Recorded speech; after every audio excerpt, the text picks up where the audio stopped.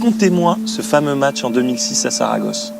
On jouait la 76e minute et il y avait 0-0 quand Eto'o se prépare à jouer un corner.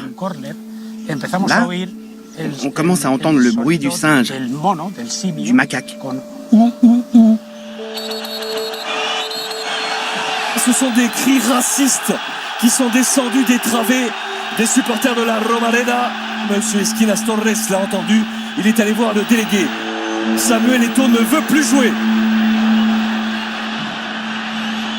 C'était pas la première fois que tu entendais des cris de singe à Saragosse. Tu l'avais déjà entendu, mais pourquoi cette fois-ci tu voulais quitter le terrain? Ce n'était pas peut-être la première fois, mais c'était la fois de trop.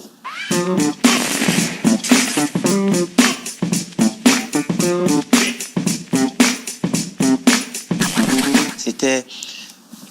Cette fois-là, je me suis dit, mais ils ne se rendent pas compte. Ils sont en train d'offenser quelqu'un juste, pas par rapport à sa couleur de peau seulement, juste parce qu'il est africain. Et regardez, ça c'est le geste d'Eto'o qui désigne la couleur de peau d'Alvaro et qui dit aux supporters de Saragosse, regardez messieurs, il a la même couleur de peau que moi et vous venez m'insulter. Comment une équipe qui a quand même des Noirs, même si c'était des Brésiliens, ils avaient la peau noire. Les supporters font des cris de singe à un autre qui a la même peau que leur joueur. Mais c'est parce que je suis africain. Et à ce moment-là, vu que des questions se bousculaient dans ma tête, j'ai pris la décision de quitter le stade.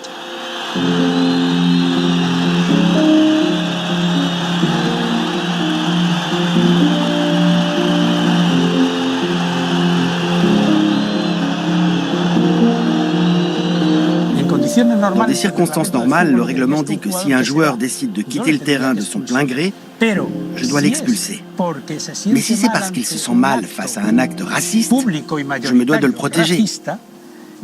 S'il s'en va, je me dois de partir avec lui. La Ligue de football professionnel espagnole, la Fédération espagnole de football et le syndicat des footballeurs espagnols avaient lancé un protocole quelques mois plus tôt, au printemps 2005. Donc j'essayais de convaincre Eto'o de me laisser appliquer le protocole. Je lui disais, on va arrêter le match, prévenir le public par haut-parleur qu'il faut que ces chants s'arrêtent. Et si tout se calme, alors nous pourrons continuer le match. Il aurait dû sortir, il aurait dû être suivi par les joueurs. Mais il faut beaucoup de courage. C'est de la solidarité. C'est pas du courage, c'est de la solidarité. À partir du moment où le mec il sort et que les autres joueurs ils disent moi je sors avec lui, mais que tu sois noir ou blanc, tu dis non, moi je sors parce que je suis contre ce que j'entends et que tous les joueurs sortent, bah, je te garantis qu'on ne sera pas là aujourd'hui. Le grand frère Patrick a peut-être raison. Mais je pense que l'idée de Franck Rashkad était la meilleure à cet instant-là. Franck, il vient vers moi et il me dit « Samuel, qui est le meilleur joueur de mon équipe ?» J'ai dit « Moi, rentre sur l'aire de jeu et montre à toutes ces personnes pourquoi elles ont acheté leur ticket. C'est pour venir voir le meilleur. On sait qui fait quoi dans cette équipe et c'est toi et tu es africain. »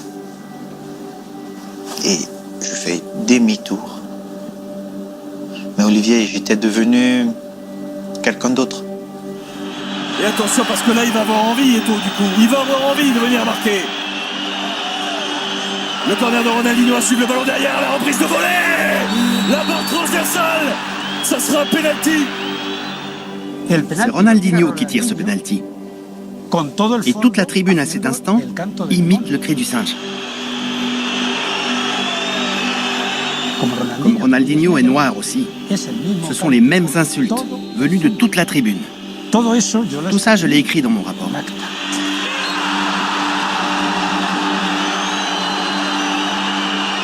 Quand tu vois que les cris de singe, tout ce qui se passe dans les stades, il n'y a aucune sanction. La mesure forte pour toi, ça serait que tous les Noirs, les joueurs de couleur, disent on ne joue pas. penses que ça serait efficace? Quoi? Beaucoup de gens vont perdre l'argent. Et quand tu touches déjà la poche de quelqu'un, je vais te dire, il va trouver des solutions. En premier, les télés. Et tu verras que ces patrons-là mettront la pression à ces instances qui dirigent le football mondial et beaucoup de choses vont changer.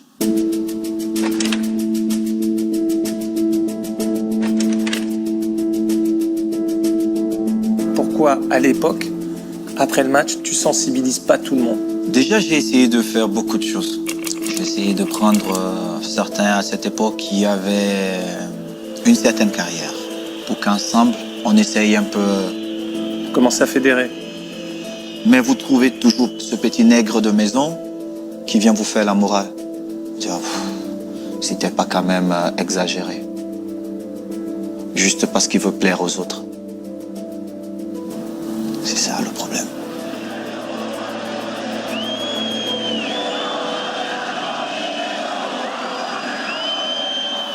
Il faut comprendre qu'en Espagne, comme probablement dans d'autres pays latins, on est tous les Espagnols, avec deux fantasmes à l'intérieur de nous que très peu arrivent à dominer.